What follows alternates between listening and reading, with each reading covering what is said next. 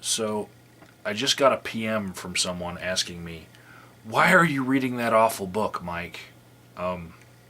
So I realize that not everybody watches my hour-long rambles. The reason that I'm reading this book was actually in one of those hour-long rambles, but for the benefit of the people who don't watch every video of mine and the people who only watch the videos of mine that are short, here's the reason. Again, while I was living in Louisiana, I was renting a house. And this house was right next to my cousin Deborah and her husband Greg. And I was going somewhere for Christmas vacation, and while I was going to be gone from my house was going to be empty. So, with Greg's parents visiting at the same time that I was going to be leaving, they asked if Greg's parents could stay in my house, and I was completely okay with that. When I got back from my Christmas vacation, I had to go looking for my quilt. I had a black quilt, and for some reason that was a no-no. They had to change the quilt on my bed. And I had this really girly new quilt, and I was like, "Where's my quilt?" And I went over to Deborah and Greg's, found my quilt, reclaimed it, and talked with Greg about how good his parents' visit went. And he told me that I missed out. You know, that Greg knew that I was an atheist, and Greg's dad was a Baptist minister for 50 years, and he said that I missed out, and that he was sure that if I had ever met the man, if I just talked to him for an hour or so, that I would be won over for Jesus. And to thank me for letting them stay in my house, Greg's dad sent me a copy of his book, Love Tells the Truth by Daryl L. Heath. And it is autographed for me in here, right? And it gave me this really awkward feeling to hear Greg say that to me, because well, I wouldn't want to insult them by ever meeting his father and talking to him for an hour and not be converted, you know, because I'm pretty sure that I am just as learned about my position as his father is.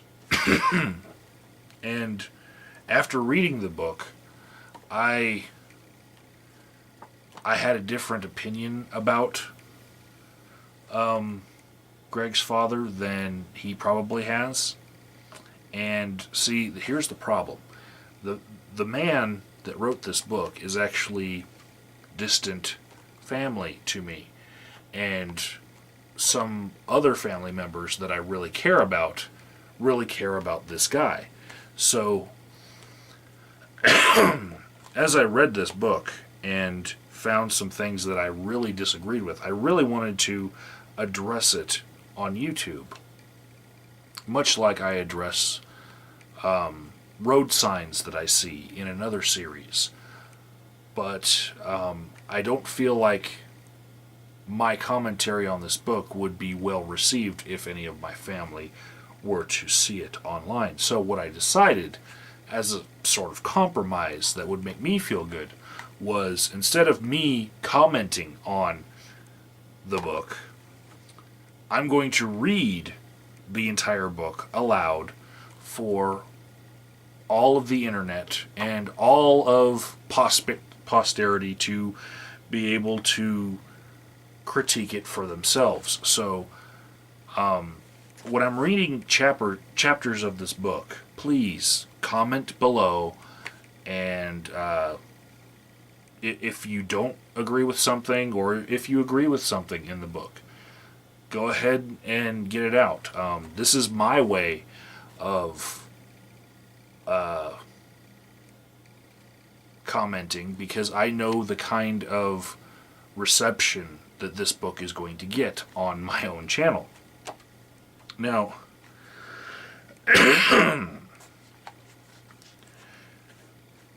just the table of contents will let you guys know what's probably in store in the future. We've already read his poem, Our Founding Fathers, the author's foreword, his poem, Don't Tell Me the Truth, and another introduction by him, a poem called Learn and Live the Truth, and chapter 1 entitled You. Now, every other thing in this book is a poem, and then it's chapter poem.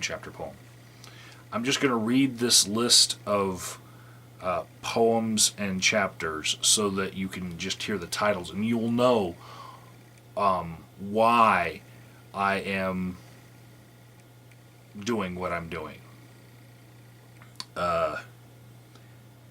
Ears that hear not, creation or evolution. You can't kill the truth, blob or baby. I see the sword a-coming. God made me this way. Christian, come out of the closet. Judgment is coming. Before the judge, grace and mercy, the blood ran glistening down. And then there will be an appendix. One is a moral and theological statement of Darrell L. Heath and a commitment to truth. And then a closing poem, Will You Not Take Up the Torch? So,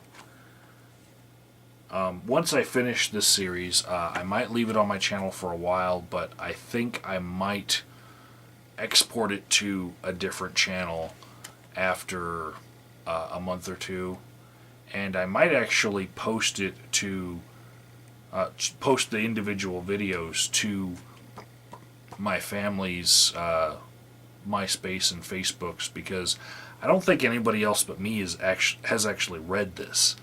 I'm a reader, some of them aren't, so it might be good for them to see in video form so that they can just listen,